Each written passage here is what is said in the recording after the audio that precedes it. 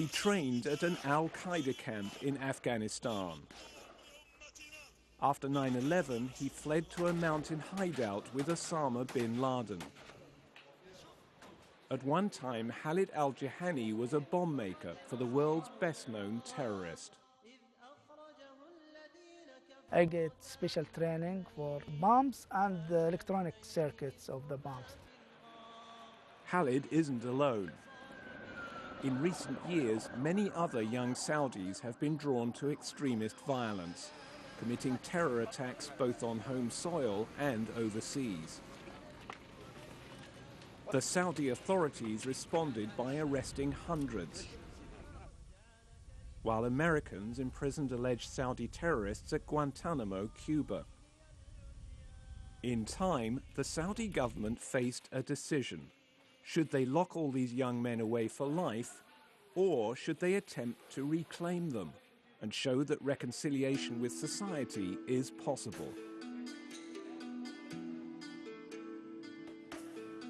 Khalid was to become a test case.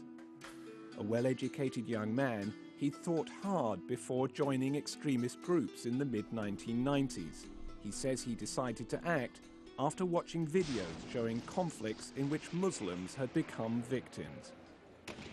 You feel that you want to be with them, to be helpful, and you think that you are going to change the situation. I start thinking of going to practice jihad at that time. As he saw it, he was joining a liberation struggle for Muslims. He left for Afghanistan without telling anyone. I studied these cases before I go. It's not something is random or I decide because of someone told me that nice story about it. I know that this will be hard. In 1996, he enlisted at a camp run by al-Qaeda in eastern Afghanistan and learned about machine guns, rocket-propelled grenades and explosives. There were many accidents. They were taking explosive training, and one guy, one foot and two hands was cut.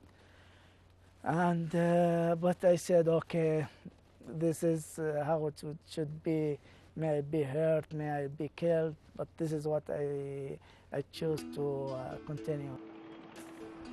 In the spring of 2001 in Kandahar, he had his first personal meeting with Osama bin Laden. It was a kind of job interview.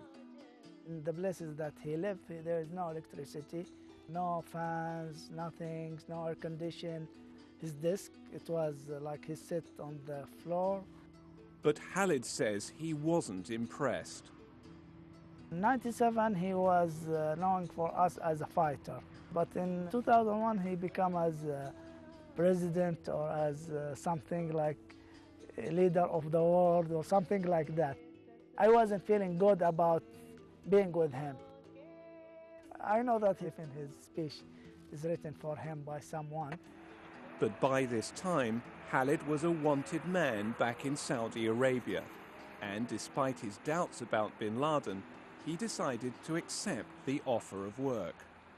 I said, I will not be thrown in jail. I will continue what I start. Even I don't believe as before in this, but I have to continue. Khalid knew that al-Qaeda had carried out murderous attacks on civilians, like the bombing of the US Embassy in Kenya. Nevertheless, he agreed to become a trainer. His speciality, remote control circuits for explosives. It's not something that I am proud of. So I don't know how, I cannot change this, but I hope that these people, they don't use this against any innocent people. During this period, he heard bin Laden talking about a new operation against the United States. He was laughing and he said it will be far away of what they're thinking. Bin Laden was talking about the September 11th attacks on the World Trade Center and the Pentagon. After that, al-Qaeda came under heavy bombardment by American bombers. Khalid fled to Tora Bora on the mountainous border with Pakistan.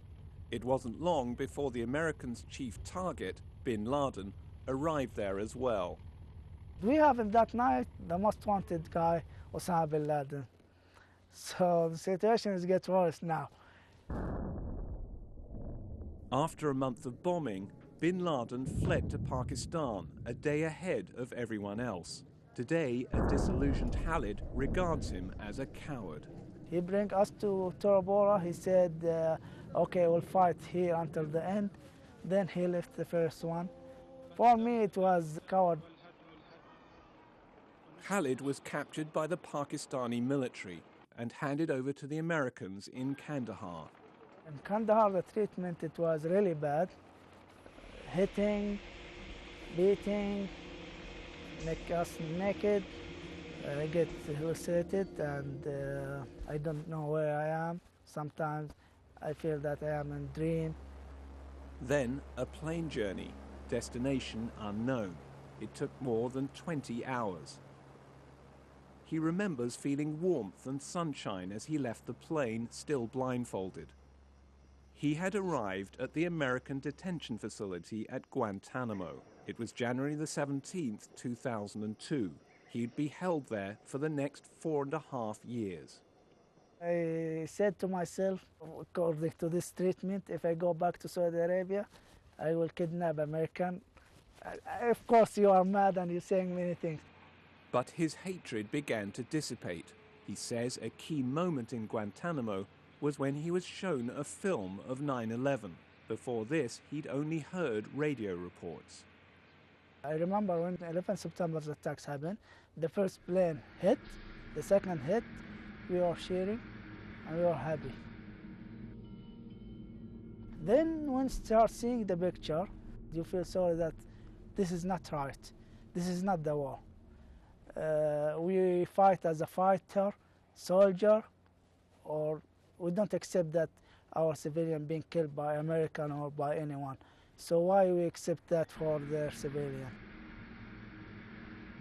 Honestly, when I saw this, the people, they jumped from the tower centers, I put myself in that place. I put my brothers in that place. If my brothers, how I am going to react? At the end of 2005, Khalid was one of a group of inmates released from Guantanamo and flown back to Saudi Arabia. He was surprised at what happened next. He feared harsh punishment. This is what he found. Not locked prison cells, but inmates playing sports, doing craft activities, and going to class. This was part of, for some, a controversial experiment by the Saudi authorities. Its goal was to reclaim Khalid for society. We want to change the culture of death with the culture of life.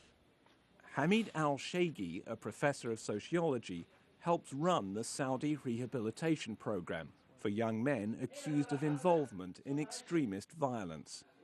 Instead of further punishment, education is key to the new approach. They are a human being, so we have to treat them as a human being, for them to have dignity. The program brings in respected religious authorities to stress a central message: that killing innocent people of any faith is totally against Islam. Do actions show mercy or do they show violence? If they are violent, then they are not justified anymore. This is backed up with psychological counseling and job training. One aim is to create a sense of obligation. They will be with us in the society, and we treated him well, he has to pay back for that. Otherwise, we will lose. Included in the treatment, art therapy. Many could argue, including victims of terrorism, is this program too lenient? We have sometimes some comments that's, oh, you are spoiling them. You are doing this and this and this. We said, yes, we want to spoil them, to make them indulge in real life. They taste the life of freedom, and that will help them to rehabilitate very quickly. Osama al-Olaimi has spent more than 7 years in jail. He was arrested after his own father turned him in to the police. It is one of the best things my father gave me. I'll remember it all my life. He had planned on fighting in Iraq with al-Qaeda. Of course I have regrets. I lost 7 years of my life. During 6 months in the program, he completed training as a sound engineer, and he's now about to be released. He's getting engaged next week. He says all this has helped change his perspective.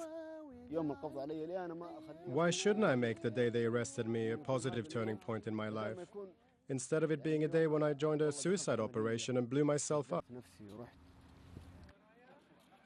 Osama is one of 370 Saudi men who've graduated from the program in the last 4 years. But after the recent terror attacks on Saudi soil, how can the country's citizens accept the redemption of terrorists? The answer is perhaps surprising. Forgiveness is part of the culture. Professor Hamid El Said is a consultant to the UN's Terrorism Monitoring Group, which is promoting a global de-radicalization effort. Not only does Islam have a strong tradition of forgiveness, he says, but Saudi Arabia's tightly knit tribal ties mean that the young men on the program are seen as family. These individuals are looked at as our sons. That's what the Saudis tell you. Despite of what they committed, despite of what they did, they're still looked at as individuals who've been misled by more radical individuals like Al-Qaeda to do what they did. And therefore they're really looked at as our sons. They need help, they need assistance, and we're here to assist them. But some former terrorists, those directly involved in atrocities, are not considered for the program, and others refuse to join. Many remain behind bars for long sentences. So far, fewer than 1 in 10 Saudis accused of terrorism have passed through the rehab center. And some question whether those in the program should be there at all. The watchdog group Human Rights Watch. People are being forcibly detained without trial and without charge, and that's the fundamental problem. Human Rights Watch's Middle East director, Sarah Leah Whitson, says the program is tainted by being part of a system in which people can be imprisoned indefinitely without a proper judicial process. Why are these people in prison in the first place? I don't care if they're giving me ice cream with cherries on top in prison. If I haven't been charged and I haven't been prosecuted, then I shouldn't be in prison.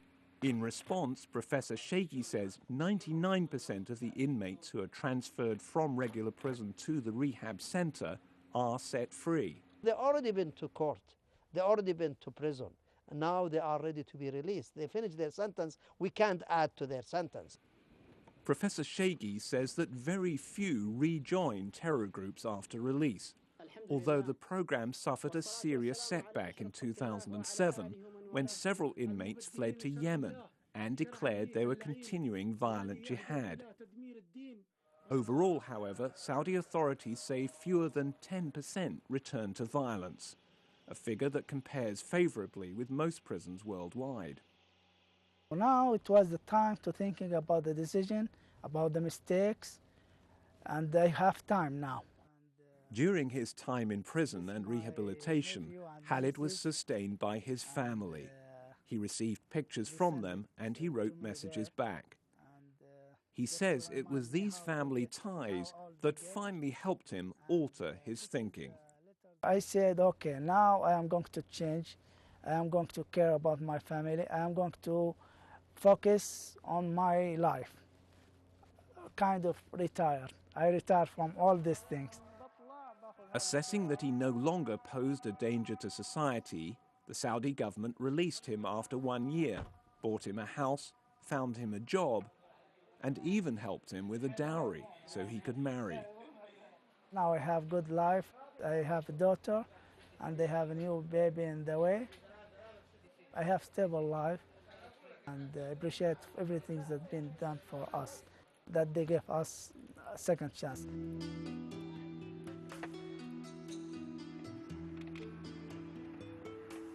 Khalid is still monitored and he's not free to travel abroad. But he says he finds a sense of freedom driving out into the dunes in the desert. Reflecting on his own life, he knows that, unlike him, many others never had a second chance to escape the trap of violence.